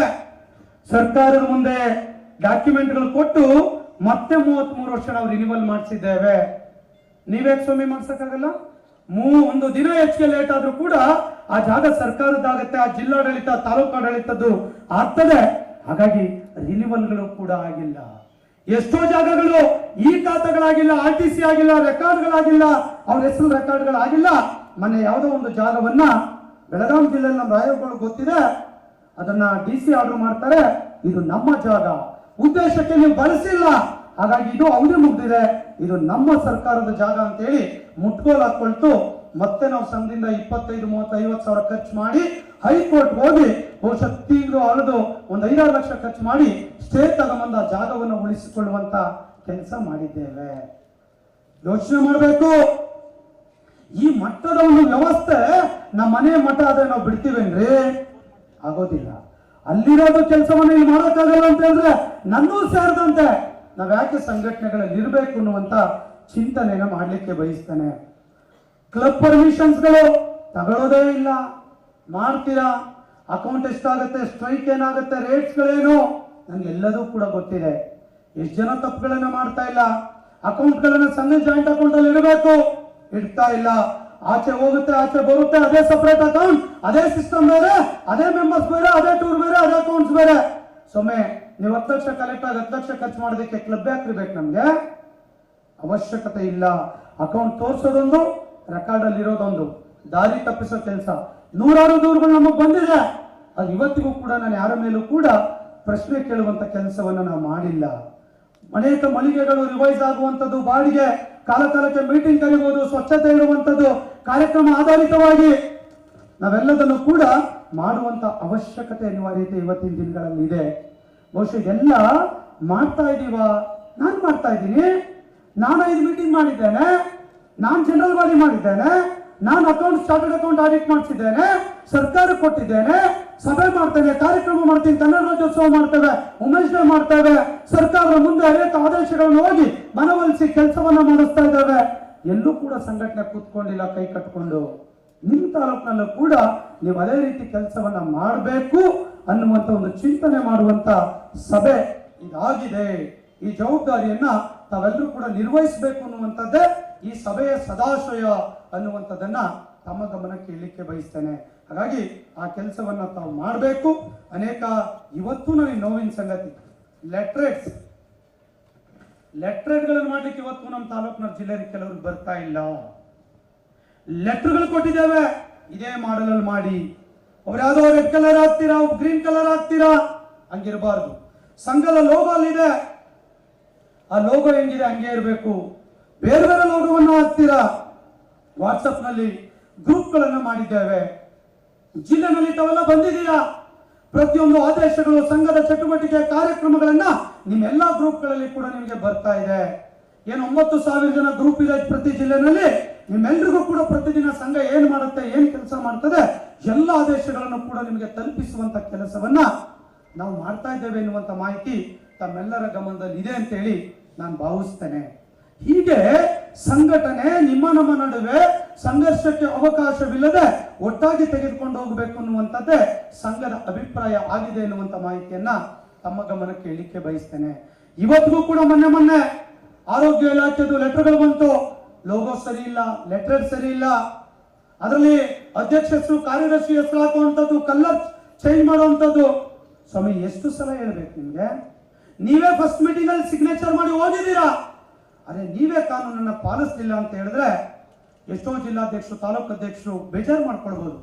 ಆದ್ರೆ ಸಂಘಟನೆ ಎನ್ನುವಂತ ವಿಚಾರ ಬಂದಾಗ, ಸಂಘಟನೆ ಲೋಗೋ, ಸಂಘಟನೆ ಅಂತ ಹೇಳಿದ್ರೆ ಅದು ನನ್ನ ಗೌರವ, ನನ್ನ ತಾಯಿ ಇದ್ದಾಗೆ. ಎಲ್ಲೋ ಒಂದು ಕಡೆ ಅದು ಅವಮಾನ ಆಯ್ತು, ಅದು ಶೋಲ್ಡರ್ ಕಟ್ ಆಯ್ತು, ಆ ಲೆಟರ್ ಫಾಂಟ್ ಸರಿ ಇಲ್ಲ, ಲೆಟರ್ ಕಲರ್ ಸರಿ ಇಲ್ಲ, ಕ್ವಾಲಿಟಿ ಸರಿ ಇಲ್ಲ ಅಂದ್ರೆ ಎಲ್ಲೋ ನನ್ನ ಸಂಘಕ್ಕೆ ಮಾಡಿದಂತ ಅವಮಾನ ಆಗುತ್ತೆ ಅಂತ ಹೇಳಿ ನಾನು ನೇರವಾಗಿ ಅದನ್ನ ರಿಜೆಕ್ಟ್ ಮಾಡಿದ್ದು ಕೂಡ ತಮ್ಮ ಗಮನದಲ್ಲಿದೆ. ಹಾಗಾಗಿ ಈ ಎಲ್ಲ ಕಾರಣಗಳಿಗಾಗಿ ಒಂದಿಷ್ಟು ಕೆಲವು ಸಂಗತಿಗಳನ್ನ ನಾವು ವಾಟ್ಸಪ್ ಅಲ್ಲಿ ಹಾಕ್ತೇವೆ. ಅದಕ್ಕೆ ದಯಮಾಡಿ ತಾವು ಗಮನ ಸೆಳೆಯುವಂತ ಕೆಲಸವನ್ನ ತಾವು ಮಾಡಬೇಕಾಗ್ತದೆ. ಎಷ್ಟೋ ತಾಲೂಕಿಂದ ಜಿಲ್ಲೆಯಿಂದ ಫೋನ್ ಮಾಡ್ತಾರೆ, ಸರ್ ನಾನು ಹಾಸ್ಪಿಟಲ್ಗೆ ಅಡ್ಮಿಟ್ ಆಗಿದ್ದೀನಿ ಸರ್, ನನಗೆ ಮಾಹಿತಿ ಇಲ್ಲ. ಗದಗ ಜಿಲ್ಲೆನೇ ತಗೊಳ್ಳಿ, ಬೆಳಗಾಂ ಜಿಲ್ಲೆನೇ ತಗೊಳ್ಳಿ, ಯಾವುದೋ ಒಂದು ಜಿಲ್ಲೆ ಅಂದ್ಕೊಳ್ಳಿ. ದಿನ ಫೋನ್ ಮಾಡ್ತಾರೆ 10-15 ಜನ, ಸರ್ ಹಾಸ್ಪಿಟಲ್ ಪರ್ಮಿಷನ್ ಇಲ್ಲ, ಹಾಸ್ಪಿಟಲ್ ಯಾಕೋ ಕಿರಿಕಿರಿ ಮಾಡ್ತಾ ಇದ್ದಾರೆ. ಯಾಕೆ ನಿಮ್ಮ ಜಿಲ್ಲಾಧ್ಯಕ್ಷ, ನಿಮ್ಮ ತಾಲೂಕು ಅಧ್ಯಕ್ಷನ, ನಿಮ್ಮ ಡಿಸ್ಟ್ರಿಕ್ಟ್ ಗವರ್ಮೆಂಟ್ ನೋಡಲ್ ಆಫೀಸರ್ ಬಿಟ್ಟು ನಮಗೆ ಫೋನ್ ಮಾಡ್ತಾ ಇದ್ದಾರೆ? ಅರ್ಥ ಮಾಡ್ಕೊಳ್ಬೇಕಲ್ಲ. ಕಾರಣಗಳೇನು? ನಿಮ್ಮಲ್ಲಿ ಮಾಹಿತಿ ಕೊರತೆ ಇದೆಯಾ, ಅಥವಾ ನೀವು ಫೋನ್ ರಿಸೀವ್ ಮಾಡ್ತಾ ಇಲ್ವಾ, ಅಥವಾ ನೀವು ಸರಿಯಾಗಿ ಅವ್ರಿಗೆ ರೆಸ್ಪಾನ್ಸ್ ಮಾಡ್ತಾ ಇಲ್ವಾ, ಅಥವಾ ಅವ್ರಿಗೆ ನಿಮ್ಮ ಮಾಹಿತಿ ಇಲ್ವಾ, ರಾಜ್ಯಾಧ್ಯಕ್ಷ ನೇರವಾಗಿ ಸಂಪರ್ಕ ಇದಾರ? ಇದೆಲ್ಲ ಕೂಡ ಯೋಚನೆ ಮಾಡಬೇಕಾಗ್ತದೆ ಸ್ನೇಹಿತರೆ. ಈ ಎಲ್ಲ ಕಾರಣಗಳಿಗಾಗಿ ನಾವುಗಳು ಈ ವಿಚಾರಗಳನ್ನ ಅರ್ಥ ಮಾಡ್ಕೊಳ್ಬೇಕು. ಇವತ್ತು ನಾವು ಗದಗ್ನಲ್ಲಿ ಸೇರಿರೋದಿಷ್ಟೇ, ನಾವು ಏನೇನು ನಮ್ಮಲ್ಲಿ ತಪ್ಪುಗಳಾಗಿದೆ ಸುಧಾರಣೆಗಳನ್ನ ಮಾಡೋದು. ಯಾಕೆ ಇಷ್ಟೊಂದು ಸೀರಿಯಸ್ ಆಗಿ ಷಡಾಕ್ಷರಿ ಅವರು ಡ್ರೈವ್ ಮಾಡ್ತಾರೆ ಅಂದ್ರೆ, ಸಂಘ ಉಳಿಬೇಕು, ನಿಮ್ಮ ರಾಜ್ಯಾಧ್ಯಕ್ಷ ಸ್ಥಾನ ಉಳಿಬೇಕು. ರಾಜ್ಯಾಧ್ಯಕ್ಷ ಸ್ಥಾನಕ್ಕೆ ಬೆಂಕಿ ಹಚ್ಚಿಬಿಟ್ರೆ ನೀವೆಲ್ಲ ಉಳಿಲಿಕ್ಕೆ ಸಾಧ್ಯ? ಎಲ್ಲರ ಮೇಲೂ ಆಡಳಿತಾಧಿಕಾರಿ ಹಾಕ್ಬಿಡ್ತಾರೆ. ಹಾಗಾಗಿ ಒಂದಿಷ್ಟು ಬಿಗಿ ಮಾಡುವಂತ ಕೆಲಸವನ್ನ ಮಾಡ್ತಾ ಇದ್ದೇವೆ. ಇದು ನಾನು ಸ್ವಯಂ ಪ್ರೇರಣೆಯಿಂದ ತೆಗೆದುಕೊಂಡಂತ ತೀರ್ಮಾನ ಅಲ್ಲ. ಕೆಲವು ನಮ್ಮ ಸ್ನೇಹಿತರುಗಳು ನಮಗೆ ಈ ತರದ ಮಾಡಬೇಕು ಅಂತೇಳಿ ನ್ಯಾಯಾಲಯಕ್ಕೆ ಹೋಗಿ ಸರ್ಕಾರಕ್ಕೆ ಹೋಗಿ ಮಾರ್ಗದರ್ಶನ ಕೊಟ್ಟಂತ ಪರಿಣಾಮವಾಗಿ ಈ ತರದ ಒಂದು ಕ್ರಮಗಳನ್ನ ಉಪಕ್ರಮಗಳನ್ನ ನಾವು ಅನುಸರಿಸ್ತಾ ಇದ್ದೇವೆ ಬಿಟ್ರೆ ನಮ್ದು ಯಾವುದೂ ಕೂಡ ಸ್ವಂತಿಕೆ ಇಲ್ಲ. ಅದನ್ನು ತಾವು ಕೂಡ ಇಂದಿನ ಸಭೆಗಳಲ್ಲಿ ರೆಕಾರ್ಡ್ ಮಾಡಿದ್ದೀರಾ, ಅನುಮೋದನೆ ಮಾಡಿದ್ದೀರಾ ಅನ್ನುವಂಥ ಮಾಹಿತಿಯನ್ನ ಹೇಳ್ತಾ ಮತ್ತೊಮ್ಮೆ ಆ ಸಂಗತಿಯನ್ನ ತಮಗೆ ರಿಪೀಟ್ ಮಾಡ್ಲಿಕ್ಕೆ ನಾನು ಬಯಸ್ತಾ ಇದ್ದೇನೆ ಎನ್ನುವಂತ ಮಾತನ್ನ ಹೇಳ್ತಾ, ಇಷ್ಟು ಪ್ರಮುಖವಾಗಿರುವಂತಹ ವಿಷಯಗಳನ್ನು ತೆಗೆದುಕೊಂಡಾಗ ನಮ್ಮಲ್ಲಿ ಬೈಲಾ ಇದೆ, ವಿಷಯ ಸೂಚಿಗಳಿದೆ, ಅಜೆಂಡಾ ಇದೆ. ಅಜೆಂಡಾದ ಪ್ರಕಾರ ಚರ್ಚೆಗಳಾಗಬೇಕು. ರಾತ್ರಿ 12 ಗಂಟೆ ಆಗಲಿ ಏನ್ ತಕರಾರಿಲ್ಲ. ನಾನೇನು ಅರ್ಜೆಂಟಾಗಿ ಹೋಗ್ಲಿಕ್ಕೆ ಏನು ಬಂದಿಲ್ಲ. ನಿಮ್ಗೆ ಅರ್ಜೆಂಟ್ ಇರ್ಬೋದು, ನನಗೆ ಯಾವುದೇ ಅರ್ಜೆಂಟ್ ಇಲ್ಲ. ಆರಾಮಾಗಿ ಕೂತ್ಕೊಳ್ಳಿ, ಚರ್ಚೆ ಮಾಡೋಣ. NPS ಏನಾಗಬೇಕು, ಸೆಂಟ್ರಲ್ ಪೇ ಏನಾಗಬೇಕು, ಶಿಕ್ಷಕರುಗಳ ಸಮಸ್ಯೆಗಳೇನಾಗಬೇಕು, ಬೇರೆ ಇಲಾಖೆ ಸಮಸ್ಯೆಗಳೇನಾಗಬೇಕು, ಆ ಎಲ್ಲ ಸಮಸ್ಯೆಗಳಿಗೂ ಕೂಡ ಒಂದು ಚರ್ಚೆಯ ಮೂಲಕ ಪರಿಹಾರ ಕಂಡುಕೊಳ್ಳುವಂತ ವೇದಿಕೆ ಇದಾಗಿದೆ ಅನ್ನುವಂಥ ಮಾಹಿತಿಯನ್ನ ತಮ್ಮ ಗಮನಕ್ಕೆ ಹೇಳ್ತಾ, ಎಲ್ಲರೂ ಕೂಡ ಆವೇಶಭರಿತವಾಗುವಂಥದ್ದು ಅವಶ್ಯಕತೆ ಇಲ್ಲ. ನಾವೆಲ್ಲ ಸರ್ಕಾರಿ ನೌಕರರು. ಬಹುಶಃ ಬೇರೆ ಬೇರೆ ಜಾತಿ ಸಂಘಗಳನ್ನು ನಾವು ನೋಡಿದ್ದೇವೆ. ಅಲ್ಲಿ ಕೇವಲ ಒಂದೇ ವರ್ಗದಲ್ಲಿ ಜಗಳವನ್ನು ಆಡ್ತಾರೆ, ಅವ್ರು ಆಡ್ಲಿ, ಅದು ಬೇರೆ ವಿಷಯ. ನಮ್ಮಲ್ಲಿ ಯಾವುದೇ ಜಾತಿ ಇಲ್ಲ, ಧರ್ಮ ಇಲ್ಲ, ಪಂಥ ಇಲ್ಲ. ನಾನು ಹೇಳಿದ್ನಲ್ಲ ಆಗ್ಲೇ, ಮಹಾಮನೆ ಅನುಭವ ಮಂಟಪ ಅಂತ ಹೇಳಿದ್ರೆ ಯಾವ ತಾರತಮ್ಯ ಇಲ್ಲ. ನಮ್ಮಲ್ಲಿ ವಯಸ್ಸಿನ ತಾರತಮ್ಯಗಳಿಲ್ಲ. ಇಲ್ಲೆಲ್ಲರೂ ಕೂಡ ನೀವು ಮುಂದೆ ಕೂತಿದ್ರೆ ಮೇಲ್ ಕೂತಿದ್ದಾರೆ, ನಮ್ಮಲ್ಲೆಲ್ಲ ಕೂಡ ಒಂದೇ ಎನ್ನುವಂತ ಭಾವನೆಯಲ್ಲಿ ಈ ಸಂಘವನ್ನ ತೆಗೆದುಕೊಂಡು ಹೋಗ್ಬೇಕು ಅನ್ನುವಂಥ ವಿಚಾರದಲ್ಲಿ ಈ ಸಭೆನೂ ಕೂಡ ಅದೇ ರೀತಿ ಆಗ್ಬೇಕು ಅನ್ನುವಂಥದ್ದು ನನ್ನ ಆಶಯ ಅಲ್ಲ, ಕರ್ನಾಟಕ ರಾಜ್ಯ ಸರ್ಕಾರಿ ನೌಕರ ಸಂಘದ ಆಶಯ ಆಗಿದೆ ಅನ್ನುವಂಥದ್ದನ್ನ ಈ ಸಭೆಯ ಮೂಲಕ ನಾನು ಹೇಳಲಿಕ್ಕೆ ನಾನು ಬಯಸ್ತಾ ಇದ್ದೇನೆ ಎನ್ನುವಂತ ಒಂದು ಸಂಗತಿಯನ್ನ ಈ ಸಂದರ್ಭದಲ್ಲಿ ಹೇಳ್ತಾ, ಎಲ್ರಿಗೂ ಮಾತಾಡ್ಲಿಕ್ಕೆ ಅವಕಾಶ ಇದೆ. ಪ್ರೊಸೀಡಿಂಗ್ಸ್ ರೀಡ್ ಮಾಡ್ತಾನೆ. 19/7/25 ಮೈಸೂರಲ್ಲಿ ಆಯ್ತು. ನಾನು ಒಬ್ಬನೇ ಮಾತಾಡಿಲ್ಲ, ಮಾತಾಡಿರೋ ಹೆಸರುಗಳು ಕೂಡ ರೆಕಾರ್ಡ್ ಆಗ್ಬಿಟ್ಟಿದೆ. ನಾವೇನು ಏಕಾಏಕಿ ಬರ್ಕೊಳ್ಳೋಕೆ ಸಾಧ್ಯ ಇಲ್ಲಲ್ಲ. ನೀವು ರೀಡ್ ಮಾಡಿದ್ಮೇಲೆ ಗೊತ್ತಾಗತ್ತೆ. ಚಪ್ಪಾಳೆ ಹೊಡೆದ್ಬಿಡ್ತೀವಿ ಸರ್, ರೀಡ್ ಮಾಡೋದು ಬೇಡ, ಯಾರು ಹೇಳಂಗಿಲ್ಲಪ್ಪ. ನಮ್ಮ ಪ್ರಿನ್ಸಿಪಲ್ ಏನು ಅಂದ್ರೆ, ಬೈಲಾ ಹೆಂಗಿದೆ, ಪ್ರೊಸೀಡಿಂಗ್ಸ್ ಹೆಂಗಿದೆ ಹಂಗೆ ಹೇಳ್ತೇವೆ. ಅದರಲ್ಲೇನಿದೆ ಬಿಡಿ ಸರ್ ಅಂತ ನೀವು ಹೇಳ್ಬೋದು, ನಾವ್ ಹೇಳಕ್ ರೆಡಿ ಇಲ್ಲ. ಯಾಕಂದ್ರೆ ನಾವೇ ದಾರಿ ತಪ್ಪಿಟ್ರೆ ವ್ಯವಸ್ಥೆನ ಸರಿ ಮಾಡೋರು ಯಾರು? ಹಾಗಾಗಿ ಅನಿವಾರ್ಯವಾಗಿ ಈ ಎಲ್ಲ ಸಂಗತಿಗಳನ್ನು ಕೂಡ ಪ್ರಸ್ತಾಪ ಮಾಡ್ತೇವೆ ಎನ್ನುವಂತ ಮಾಹಿತಿಯನ್ನ ಹೇಳ್ತಾ, ವಿಷಯ ಸೂಚಿಗಳ ಪ್ರಕಾರ ಇಂದಿನ ಮಹಾಸಭೆಯ ನಡವಳಿಗಳನ್ನ ಓದಿ ದಾಖಲು ಮಾಡುವಂಥದ್ದು. ತಮ್ಗೆ ಗೊತ್ತಿದೆ, 19/7/25 ಶನಿವಾರ 2 ಗಂಟೆಗೆ ಘಟಿಕೋತ್ಸವ ಸಭಾಂಗಣ, ಮೈಸೂರು ಮುಕ್ತ ವಿಶ್ವವಿದ್ಯಾಲಯ ಮೈಸೂರಲ್ಲಿ ರಾಜ್ಯ ಕಾರ್ಯಕಾರಿ ಸಮಿತಿ ಸಭೆಯನ್ನ ಕರೆಯಲಾಗಿತ್ತು. ಈ ಸಭೆಯಲ್ಲಿ ಲಿಂಗರಾಜ್ ಅವ್ರ ತಂಡ ಪ್ರಾರ್ಥನೆಯೊಂದಿಗೆ ಪ್ರಾರಂಭ ಮಾಡಿತು. ಗಿರಿಗೌಡರು ವೇದಿಕೆ ಮೇಲಿದ್ದಂತ ಎಲ್ಲ ಸಂಘದ ಮುಖಂಡರುಗಳನ್ನ ಕೂಡ ಸ್ವಾಗತವನ್ನ ಮಾಡಿದ್ರು. ಹಾಗೆ ರಾಜ್ಯಾಧ್ಯಕ್ಷರು ಪ್ರಾಸ್ತಾವಿಕ ನುಡಿಗಳಲ್ಲಿ ಅನೇಕ ಸಂಘಟನೆಗಳನ್ನ, ಮೈಸೂರು ಜಿಲ್ಲಾಧ್ಯಕ್ಷ ಆಗಿರುವಂತಹ ಅರುಣ್ ಕುಮಾರ್ ಅವರು, ಗೋವಿಂದರಾಜ್ ಅವರು ರಾಜ್ಯ ಉಪಾಧ್ಯಕ್ಷರು, ಆಮೇಲೆ ಎಲ್ಲ ಕಾರ್ಯಕಾರಿ ಸಮಿತಿಯ ಸಹಕಾರದಿಂದ ಒಂದು ಅದ್ಭುತವಾಗಿರುವಂತಹ ಕಾರ್ಯಕ್ರಮ ಮಾಡಿದ್ದಾರೆ. ಇದರಲ್ಲಿ ಪ್ರತಿಭಾ ಪುರಸ್ಕಾರ 900 ವಿದ್ಯಾರ್ಥಿಗಳಿಗೆ ಕೂಡ ಪ್ರತಿಭಾ ಪುರಸ್ಕಾರವನ್ನು ಕೂಡ ವೇದಿಕೆಯಲ್ಲಿ ಮಾಡೋದು ತುಂಬಾ ಸಂತೋಷವನ್ನು ತಂದಿದೆ. ಈ ಪ್ರತಿಭಾ ಪುರಸ್ಕಾರ ಕಾರ್ಯಕ್ರಮದಲ್ಲಿ ಸನ್ಮಾನ್ಯ ಮುಖ್ಯಮಂತ್ರಿಗಳಾಗಿರುವಂತಹ ಸಿದ್ದರಾಮಯ್ಯನವರು, HC ಮಹದೇವಪ್ಪನವರು, ವೆಂಕಟೇಶ್ ರೇಷ್ಮೆ ಸಚಿವರು, ಹಾಗೆ ಎಲ್ಲರೂ ಕೂಡ ಬಂದು ಈ ಕಾರ್ಯಕ್ರಮವನ್ನ ಗೌರವವನ್ನು ಹೆಚ್ಚಿಸಿದ್ದಾರೆ. ಆ ಸಭೆ ಅತ್ಯಂತ ಪ್ರತಿಭಾ ಪುರಸ್ಕಾರ ಮತ್ತೆ ರಾಜ್ಯ ಕಾರ್ಯಕಾರಿ ಸಮಿತಿ ಸಭೆ ಅತ್ಯಂತ ಯಶಸ್ವಿಯಾಗಿ ನಡೆದಿದೆ. ಅವತ್ತಿನ ಸಭೆಯಲ್ಲಿ ಮಾನ್ಯ ಮುಖ್ಯಮಂತ್ರಿಗಳಿಗೆ ಹಳೆ ಓಲ್ಡ್ ಪೆನ್ಷನ್ ಸ್ಕೀಮ್ ಅನ್ನ ಮರುಜಾರಿಗೆ ತರುವಂತದ್ದು, ಆರೋಗ್ಯ ಯೋಜನೆಯನ್ನ ಶೀಘ್ರವಾಗಿ ಜಾರಿಗೊಳಿಸುವಂತದ್ದು, ಶಿಕ್ಷಕರ ವೃಂದ ನೇಮಕಾತಿ ನಿಯಮಗಳನ್ನು ತಿದ್ದುಪಡಿ ಮಾಡುವಂತದ್ದು, ಹೆಚ್ಚುವರಿ ಶಿಕ್ಷಕರ ಗಮನಕ್ಕೆ ಸಂಬಂಧಪಟ್ಟಂತೆ ಗಮನ ಸೆಳೆಯುವಂತ ಕೆಲಸವನ್ನ ಅವತ್ತಿನ ಸಭೆಯಲ್ಲಿ ನಾವು ಕೂಡ ಮಾಡಿದ್ವಿ. ಅದಕ್ಕೆ ಕೂಡ ಆ ನಿರ್ಣಯವನ್ನು ಕೂಡ ಸಭೆಯಲ್ಲಿ ಪ್ರಾಸ್ತಾವಿಕ ನುಡಿಗಳಲ್ಲಿ ನಾನು ಸರ್ಕಾರದ ಗಮನವನ್ನು ಅವತ್ತು ಸೆಳೆದಿರುವಂತ ಮಾಹಿತಿ ತಮ್ಮ ಗಮನದಲ್ಲಿದೆ ಅಂತ ಹೇಳಿ ನಾನು ಭಾವಿಸ್ತೇನೆ. ಅವತ್ತಿನ ಸಭೆಯಲ್ಲಿ ಇಂದಿನ ನಡವಳಿಕೆಗಳನ್ನು ಓದಿ ದಾಖಲು ಮಾಡೋದು. ಶಿವಮೊಗ್ಗದಲ್ಲಿ 18/5/25 ರಾಜ್ಯ ಮಟ್ಟದ ಕ್ರೀಡಾಕೂಟದ ಸಂದರ್ಭದಲ್ಲಿ ಅವತ್ತು ಏನು ಸಭಾ ನಡವಳಿಕೆಗಳನ್ನ ಕೂಡ ಮಾಡಿದ್ವಿ. ಆ ಸಭೆಯ ಕ್ರೀಡಾಕೂಟದ ವೆಚ್ಚಗಳಿರ್ಬೋದು, ಕ್ರೀಡಾಕೂಟದ ನಿರ್ವಹಣೆಗಳಿರ್ಬೋದು ಅಥವಾ ಇತರ ಸಂಗತಿಗಳನ್ನ ಅವತ್ತಿನ ಸಭೆಯಲ್ಲಿ ಕೂಡ ಚರ್ಚೆಗಳನ್ನು ಮಾಡಿ ಅವತ್ತಿನ ಕಾರ್ಯಕಾರಿ ಸಮಿತಿ ಸಭೆ ಸರ್ವಾನುಮತದಿಂದ ನಿರ್ಣಯವನ್ನು ಅಂಗೀಕರಿಸಿ ನಡವಳಿಯಲ್ಲಿ ಅವತ್ತಿನ ಸಭೆಯಲ್ಲಿ ಕೂಡ ದಾಖಲಿಸಲಾಯಿತು ಅನ್ನುವಂಥ ಸಂಗತಿಯನ್ನ ರೆಕಾರ್ಡ್ ಮಾಡಲಾಯಿತು. ವಿಷಯ ಸೂಚಿ 2 OPS ವರದಿಯ ಬಗ್ಗೆ, ಈ ಬಗ್ಗೆ ರಾಜ್ಯಾಧ್ಯಕ್ಷರು ಮುಕ್ತವಾಗಿ ಪ್ರಸ್ತಾಪ ಮಾಡಿದ್ರು. ಅಂಜುಮ್ ಪರ್ವೇಜ್ ಅವರನ್ನು ನೇಮಿಸಿದಂತ ಸಮಿತಿ ಈಗಾಗಲೇ ಬೇರೆ ರಾಜ್ಯಗಳಿಗೆ ಕೂಡ ಭೇಟಿ ನೀಡಿ ವರದಿಯನ್ನು ಕೂಡ ಈಗಾಗಲೇ ಸಿದ್ಧಪಡಿಸ್ತಾ ಇದೆ. ಅದರ ಜೊತೆ ನಾವು OPS ಜಾರಿ ಆಗಬೇಕು ಅನ್ನುವಂಥದ್ದು ಕಾಂಗ್ರೆಸ್ ಪಕ್ಷದ ಒಂದು ಮ್ಯಾನಿಫೆಸ್ಟೋದಲ್ಲೂ ಕೂಡ ಹೇಳಿರುವಂಥದ್ದು. ಅವರ ಭರವಸೆ ಜಾರಿಗೊಳಿಸಬೇಕು ಅಂತ ಹೇಳಿದ್ರೆ ನಾವು ಸಂಘಟಿತರಾಗಬೇಕು, ಆ ಮೂಲಕ ಸರ್ಕಾರದ ಗಮನವನ್ನ ಸೆಳಿಬೇಕು, ಆ ಮೂಲಕ ಒತ್ತಡವನ್ನು ಹಾಕಿ ಆದಷ್ಟು ಬೇಗ ಸರ್ಕಾರದಿಂದ ವರದಿಯನ್ನ ತೆಗೆದುಕೊಂಡು ಅದನ್ನು ಜಾರಿಗೊಳಿಸಬೇಕು ಅನ್ನುವಂಥ ಒತ್ತಾಯದ ನಿರ್ಣಯವನ್ನು ಕೂಡ ಅವತ್ತಿನ ಸಭೆಯಲ್ಲಿ ನಾವು ತೆಗೆದುಕೊಂಡ್ವಿ ಎನ್ನುವಂತ ವಿಷಯ ಸೂಚಿ 2ಕ್ಕೆ ಕೂಡ ಅವತ್ತಿನ ಸಭೆ ಸರ್ವಾನುಮತದ ಅನುಮೋದನೆ ಕೊಟ್ಟಿತ್ತು ಅಂತ ಹೇಳಲಿಕ್ಕೆ ನಾನು ಬಯಸ್ತೇನೆ. ಹಾಗೆ ವಿಷಯ ಸೂಚಿ 3 ರಾಜ್ಯ ಸರ್ಕಾರಿ ಸಮಗ್ರ ಸ್ಯಾಲರಿ ಪ್ಯಾಕೇಜ್ ಬಗ್ಗೆ ಕೂಡ ನಾವು ಚರ್ಚೆ ಮಾಡಿದ್ವಿ. ಅವತ್ತು ಆಕ್ಸಿಡೆಂಟಲ್ ಡೆತ್ ಆದ್ರೆ ಪರಿಹಾರ ಕೊಡಬೇಕು ಅನ್ನುವಂಥದ್ದನ್ನು ಕೂಡ ಅವತ್ತಿನ ಶಾರ್ಟ್ ಆಗಿ ಹೋಗ್ತೀನಿ ಸರ್, ಡೀಟೇಲ್ ಆಗೋದಲ್ಲ, ಅವತ್ತಿನ ಸಭೆಯಲ್ಲಿ ಕೂಡ ಅದು ನಿರ್ಣಯ ಆಯಿತು.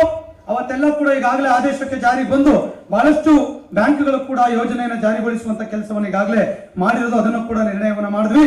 ವಿಷಯ ಸೂಚಿ 4 ಕರ್ನಾಟಕ ಆರೋಗ್ಯ ಸಂಜೀವಿನಿ ಯೋಜನೆ ಬಗ್ಗೆ ನಮ್ಮ ನೌಕರರ ಕುಟುಂಬಕ್ಕೆ ಕೂಡ ಈ ಯೋಜನೆಯನ್ನ ಜಾರಿಗೊಳಿಸುವಂತ ವಿಚಾರದಲ್ಲಿ ಸರ್ಕಾರದ ಗಮನವನ್ನ ಸೆಳೀತಾ ಇದ್ದೇವೆ, ಒತ್ತಡವನ್ನು ಹಾಕ್ತಾ ಇದ್ದೇವೆ. ಆದಷ್ಟು ಬೇಗ ಆ ಯೋಜನೆಯನ್ನ ಈ ವರ್ಷದಲ್ಲಿ ಜಾರಿಗೆ ತರಬೇಕು 25ರಲ್ಲಿ ಎನ್ನುವಂತ ನಿರ್ಣಯವನ್ನು ಅವತ್ತಿನ ಸಭೆ ತೆಗೆದುಕೊಳ್ಳುತ್ತದೆ ಅನ್ನೋದನ್ನ ಹೇಳಲಿಕ್ಕೆ ಬಯಸ್ತೇನೆ. ವಿಷಯ ಸೂಚಿ 5 ಜಿಲ್ಲಾ ಕೇಂದ್ರದಲ್ಲಿ HRMS 2.0 ESR K2 ಮತ್ತೆ ಕ್ಯಾಸ್ ಬಗ್ಗೆ ಕಾರ್ಯಾಗಾರಗಳನ್ನ ಮಾಡಬೇಕು ಅನ್ನುವಂಥದ್ದನ್ನು ಕೂಡ ಅವತ್ತಿನ ಸಭೆ ತೀರ್ಮಾನವನ್ನು ಮಾಡಿತು. HRMS nodal officer resource person ಗಳ ಮೂಲಕ ಆ ಕಾರ್ಯಾಗಾರಗಳನ್ನು ಮಾಡಿ ಅನೇಕ ನೌಕರಲ್ಲಿರುವಂತಹ ಗೊಂದಲಗಳನ್ನು ಕೂಡ ನಿವಾರಿಸುವಂತ ಕೆಲಸ ಮಾಡಬೇಕು ಅಂತ ನಿರ್ಣಯವನ್ನು ಅವತ್ತಿನ ಸಭೆ ತೆಗೆದುಕೊಳ್ತು. ವಿಷಯ ಸೂಚಿ 6 ಅಧ್ಯಕ್ಷರ ಅಪ್ಪಣೆ ಮೇಲೆ ಚರ್ಚಿಸುವಂತ ವಿಷಯಗಳು. ನಮ್ಮ ಸಂಘದಲ್ಲಿ ಲಿಂಗರಾಜು ಇದ್ರು, ಅವರ ಆರೋಗ್ಯದ ಸ್ಟ್ರೆಂತ್ ಅಳವಡಿಸಿರೋದ್ರಿಂದ ಅದು ಸಂಘದಿಂದ 65,000 ನೀಡಬೇಕು ಅನ್ನುವಂತ ವಿಷಯವನ್ನು ಇಟ್ಟಾಗ ಸಭೆ ಸರ್ವಾನುಮತದಿಂದ ಅನುಮೋದನೆ ಕೊಡ್ತು ಅನ್ನುವಂತ ಮಾಹಿತಿಯನ್ನ ಸಭೆ ಗಮನಕ್ಕೆ ಕೇಳಿ ಬಯಸ್ತೇನೆ. ಕಲಬುರಗಿ ಖಜಾಂಚಿಯನ್ನ ಅಮಾನತ್ನಲ್ಲಿಡುವುದ್ರ ಬಗ್ಗೆ ಒಂದಿಷ್ಟು ಚರ್ಚೆ ಆಯಿತು. ಅವ್ರ ಸಹಕಾರ ನೀಡ್ತಾ ಇಲ್ಲ, ಜಿಲ್ಲಾಧ್ಯಕ್ಷರಿಗೆ ನೇರವಾಗಿ ಸರ್ಕಾರದ ಮುಖ್ಯ ಕಾರ್ಯದರ್ಶಿಗೆ ಪತ್ರವನ್ನು ಬರೀತಾರೆ ಅನ್ನುವಂತ ತೀರ್ಮಾನ ಆದಾಗ ಸಭೆಯಲ್ಲಿ ನಿರ್ಣಯ ಆಯಿತು. ಯಾವುದೇ ಪದಾಧಿಕಾರಿಗಳು ಜಿಲ್ಲೆಯಲ್ಲಿ ರಾಜ್ಯದಲ್ಲಿ ಯಾರು ಕೂಡ ನೇರವಾಗಿ ಸರ್ಕಾರದ ಮುಖ್ಯಸ್ಥರುಗಳಿಗೆ ಪತ್ರವನ್ನು ಬರೆಯೋಂಗಿಲ್ಲ. ತಾಲೂಕಿನಲ್ಲಿ ತಾಲೂಕು ಲೆವೆಲ್ ಅಧಿಕಾರಿಗಳಿಗೆ, ಜಿಲ್ಲಾ ಮಟ್ಟದ ಅಧಿಕಾರಿಗಳಿಗೆ, ರಾಜ್ಯದವರು ರಾಜ್ಯ ಮಟ್ಟದ ಅಧಿಕಾರಿಗಳಿಗೆ ಪತ್ರವನ್ನು ಬರೆಯುವಂತ ಅಧಿಕಾರ ಇದೆ ಎನ್ನುವಂತ ನಿರ್ಣಯ ಕೂಡ ಆಯಿತು. ಬೈಲಾ ರೀತ್ಯ ಅವರ ಮೇಲೆ ಏನು ಶ್ರೀಮಂತ್ ಪಾಟೀಲ್ ಖಜಾಂಚಿ ಕಲಬುರ್ಗಿ ಅವರ ಮೇಲೆ ಬೈಲಾ ರೀತ್ಯ ಕ್ರಮವನ್ನು ಕೈಗೊಳ್ಳಲಿಕ್ಕೆ ರಾಜ್ಯಾಧ್ಯಕ್ಷರಿಗೆ ಸಭೆ ಸರ್ವಾನುಮತದ ನಿರ್ಣಯವನ್ನು ಕೂಡ ಕೊಡ್ತು ಅನ್ನುವಂತ ನಿರ್ಣಯ ಆಗಿದೆ. ಕೆಲವು ಶಾಖೆಗಳ ಲೆಟರ್ಗಳನ್ನು ಸರಿಯಾಗಿ ಬಳಸ್ಕೊಳ್ತಾ ಇರೋದ್ರ ಬಗ್ಗೆ ಬಹುಶಃ ನಾನು ಆಗ್ಲೇ ಹೇಳದಂಗೆ ಪಿಕಾಕ್ ಬ್ಲೂ ಬಣ್ಣ ಬಳಸ್ತೀರಾ, ಕಪ್ಪು ಬಣ್ಣದಲ್ಲಿ ಮುದ್ರಿಸ್ತೀರಾ, ರೆಡ್ ಬಣ್ಣದಲ್ಲಿ ಮುದ್ರಿಸ್ತೀರಾ, ಲೋಗೋವನ್ನ ಸರಿಯಾಗಿ ಹಾಕಲ್ಲ, ಮಧ್ಯಭಾಗದಲ್ಲಿ ಟಿಂಟ್ ಮಾಡ್ತೀರಾ, A4 ಸೈಜ್ ಇರೋದಿಲ್ಲ, ಲ್ಯಾಂಡ್ಸ್ಕೇಪು ಕೂಡ ಸರಿಯಾಗಿ ಇರೋದಿಲ್ಲ, ಅದ್ರ ಜೊತೆ ಬಣ್ಣ ಲೋಗೋ ಈ ತರದೆಲ್ಲ ಕೂಡ ಸರಿಯಾದ ರೀತಿಯಲ್ಲಿ ಮುದ್ರಿಸಿ ಕಳಿಸ್ಕೊಡ್ಬೇಕಿಲ್ಲ ಅಂದ್ರೆ ಆ ಪತ್ರವನ್ನ ನಾವು ಪರಿಗಣಿಸಲ್ಲ ರಾಜ್ಯ ಸಂಘ ಅನ್ನುವಂತ ತೀರ್ಮಾನವನ್ನ ಅವತ್ತಿನ ಸಭೆಯಲ್ಲಿ ತೆಗೆದುಕೊಂಡಿದೆ. ಹೀಗಾಗಿ ಒಂದು 95% ವರೆಗೆ ಸ್ಟ್ರೀಮ್ ಲೈನಿಗೆ ಬಂದಿದೆ, ಇನ್ನೂ ಕೂಡ ಒಂದು 5% ಇನ್ನೂ ಕೂಡ ಸ್ಟ್ರೀಮ್ ಲೈನಿಗೆ ಬಂದಿಲ್ಲ ಅನ್ನುವಂತ ಮಾಹಿತಿ ಕೂಡ ಹೇಳಿಕ್ಕೆ ಬಯಸ್ತೇನೆ. ಹಾಗಾಗಿ ಇದು ಕೂಡ ನಿರ್ಣಯದಲ್ಲಿ ದಾಖಲಾಗಿದೆ. ಡಿ ಪಾಯಿಂಟ್ ಸಂಘದ ಕಾರ್ಯಚಟುವಟಿಕೆ ಹೊರತಾಗಿ ಅನ್ಯ ಉದ್ದೇಶಗಳಿಗೆ ಸಂಘದ ಹಣವನ್ನು ವೆಚ್ಚ ಮಾಡ್ತಿರೋ ಬಗ್ಗೆ ಬಹುಶಃ ಸಂಘದ ಬೈಲಾದಲ್ಲಿ ಸ್ಪಷ್ಟವಾಗಿದೆ. ಸರ್ಕಾರಿ ನೌಕರರ ದೇವದೇಶ, ಅವರ ಏಳಿಗೆಗಾಗಿ, ಅವರ ಒಳಿತಿಗಾಗಿ ಸಂಘದ ಕಾರ್ಯಚಟುವಟಿಕೆ ಹಣವನ್ನು ಬಳಸಬೇಕು ಅನ್ನುವಂಥದ್ದು ತೀರ್ಮಾನ ಆಗಿದೆ. ಆದ್ರೆ ಇಲ್ಲಿ ಕೆಲವರೆಲ್ಲ ಸ್ವಂತಕ್ಕೆ, ಪ್ರವಾಸಕ್ಕೆ, ಬೇರೆ ಬೇರೆ ಉದ್ದೇಶಕ್ಕೆ ಬಳಸುವಂತ ವ್ಯವಸ್ಥೆಗಳು ಕೂಡ ನಮ್ಮಲ್ಲಿ ಇದೆ. ಹಾಗಾಗಿ ಇದ್ರ ಬಗ್ಗೆ ಕೂಡ ನಾವು ಒಂದು ಕಠಿಣ ಕ್ರಮವನ್ನು ತೆಗೆದುಕೊಳ್ಳಬೇಕಲ್ಲ ಅಂತ ಹೇಳಿ ತೀರ್ಮಾನಗಳನ್ನು ಕೂಡ ಮಾಡಿದ್ದೇವೆ. ಪಾರದರ್ಶಕವಾಗಿರಬೇಕು, ಬೈಲಾ ರೀತಿಯ ಸಂಘದ ಆರ್ಥಿಕ ವೆಚ್ಚಗಳನ್ನ ಮಾಡಬೇಕು, ಅದಕ್ಕೆ ಕಾರ್ಯಕಾರಿ ಸಮಿತಿಯ ಅನುಮೋದನೆಗಳನ್ನ ಮಾಡಬೇಕು, ಅನವಶ್ಯಕ ದುಂದು ವೆಚ್ಚಗಳನ್ನು ಕೂಡ ಮಾಡಬಾರದು. ಬೈಲಾ ರೀತಿಯಲ್ಲಿ ಒದಗಿಸಿರುವಂತಹ ಪ್ರಮುಖ ಕಾರ್ಯಕ್ರಮ, ಪ್ರಮುಖ ತೀರ್ಮಾನ, ಪ್ರಮುಖ ಯೋಜನೆಗಳಿಗೆ ರಾಜ್ಯದ ಕಾರ್ಯಕಾರಿ ಸಮಿತಿಯ ಅನುಮೋದನೆಯನ್ನು ಕೂಡ ಪಡಿಬೇಕು ಅನ್ನುವಂತ ತೀರ್ಮಾನ ಅವತ್ತಿನ ಸಭೆಯಲ್ಲಿ ಆಗಿದೆ ಎನ್ನುವಂತ ಮಾಹಿತಿಯನ್ನ ನಾನು ತಮ್ಮ ಗಮನಕ್ಕೆ ಇಡಲಿಕ್ಕೆ ನಾನು ಬಯಸ್ತಾ ಇದ್ದೇನೆ. ಅದಾದ ನಂತರ ಅದು ಕೂಡ ನಿರ್ಣಯ ಆಯಿತು. ನಮಗೆ ಸಾರ್ವತ್ರಿಕ ಚುನಾವಣೆಯಲ್ಲಿ ನೇಮಕಗೊಂಡ ಚುನಾವಣಾಧಿಕಾರಿಗಳಿಗೆ ಕೆಲವು ಶಾಖೆಗಳು ಸಂಭಾವನೆಗಳನ್ನ ಕೊಟ್ಟಿಲ್ಲ ಅನ್ನುವಂತ ಮಾಹಿತಿ ಇದೆ. ಒಂದು 5-6 ಶಾಖೆಗಳ ಮಾಹಿತಿ ನಮಗೆ ದೂರು ಕಂಪ್ಲೇಂಟ್ ಬಂದಾಗ ನಾವು ಕೂಡ ಸೂಚನೆ ಕೊಟ್ಟಿದ್ದೇವೆ, ಎಕ್ಸಿಕ್ಯೂಟಿವ್ ಕಮಿಟಿಯಲ್ಲಿ ತೀರ್ಮಾನ ಮಾಡಿದ್ದೇವೆ. ಆ ಏನು ಚುನಾವಣಾಧಿಕಾರಿಗಳು ಚುನಾವಣಾ ಕಾರ್ಯವನ್ನ ನಿರ್ವಹಿಸಿದರೆ ಇನ್ನೂ ಕೂಡ ಕೆಲವು ಸರ್ಟಿಫಿಕೇಟ್ ಕೂಡ ಕೊಟ್ಟಿಲ್ಲ, ಅವರೇ ಒರಿಜಿನಲ್ ಎತ್ತಿಟ್ಕೊಂಡ್ಬಿಟ್ಟಿದ್ದಾರೆ, ಚುನಾವಣೆಗೆ ಮಾತ್ರ ಜೆರಾಕ್ಸ್ ಕೊಟ್ಟಿದ್ದಾರೆ ಎನ್ನುವಂತ ಮಾಹಿತಿ ಇದೆ. ಹಾಗಾಗಿ ಅವ್ರಿಗೆ ಏನೇನಿದೆ ಅವ್ರ ಜೊತೆ ಕೂತ್ಕೊಂಡು, ಈಗ ಹೊಸಬರಾಗಿರ್ಬೋದು, ಇನ್ನೊಬ್ಬರಾಗಿರ್ಬೋದು, ನಾನು ಹಿಂದೆ ಕೂಡ ಅಧ್ಯಕ್ಷರಿದ್ರು 2019ರಲ್ಲಿ, ಅವಾಗ ಸುಮಾರು 30 ಲಕ್ಷ ಪೇಮೆಂಟ್ ಮಾಡಿರಲಿಲ್ಲ. ಹಂಗಂತೇಳಿ ಸುಮ್ಮನೆ ಬಿಡ್ಲಿಕ್ಕೆ ಆಗ್ಲಿಲ್ಲ. ನಾನು ಮೀಟಿಂಗ್ ನಲ್ಲಿ ಇಟ್ಟು ವಿಷಯವನ್ನ ಗಮನಕ್ಕೆ ತಂದು ಆ ಪೇಮೆಂಟ್ ಅನ್ನ ಮಾಡಿದ್ದೇವೆ. ನಿಮ್ಮ ಎಕ್ಸಿಕ್ಯೂಟಿವ್ ಕಮಿಟಿ ಅನುಮೋದನೆ ತಗೊಳ್ಳಿ, ನಮ್ಮ ಸಭೆ ಕೂಡ ಅನುಮೋದನೆ ಕೊಟ್ಟಿದೆ. ಅದನ್ನು ಕೂಡ ವೆಚ್ಚವನ್ನ ಮುಜುಗರ ಮಾಡದಂತೆ ಆ ಪೇಮೆಂಟ್ ಅನ್ನ ಕೊಡಬೇಕು. ಅವ್ರ ಪೇಪರ್ಗೆಲ್ಲ ಹೋದ್ರೆ ತುಂಬಾ ಅವಮಾನ ಆಗುತ್ತೆ ಅನ್ನುವಂಥ ಮಾಹಿತಿಯನ್ನ ನಾನು ತಮ್ಮ ಗಮನಕ್ಕೆ ಕೇಳಲಿಕ್ಕೆ ನಾನು ಬಯಸ್ತಾ ಇದ್ದೇನೆ. ಅದು ಕೂಡ ನಿರ್ಣಯ ಆಗಿದೆ. 5-6 ತಾಲೂಕಿನವ್ರದ್ದು ದೂರುಗಳು ನಮಗೆ ಬರ್ತಿದೆ, ಅದು ಬರೆದಂತೆ ಕ್ರಮವನ್ನು ವಹಿಸಿ ಎನ್ನುವಂತ ನಿರ್ದೇಶನ ಕೂಡ ಅವತ್ತಿನ ಸಭೆಯಲ್ಲಿ ಆಗಿದೆ. ಹಾಗಾಗಿ ನಿವೃತ್ತಿಯಿಂದ ತೆರವಾಗಿರುವ ಹೊಸಕೋಟೆ ತಾಲೂಕಿಗೆ ನೂತನ ಅಧ್ಯಕ್ಷ ನೇಮಕದ ಬಗ್ಗೆ ಅಲ್ಲೊಂದಿಷ್ಟು ಚರ್ಚೆ ಆಯಿತು.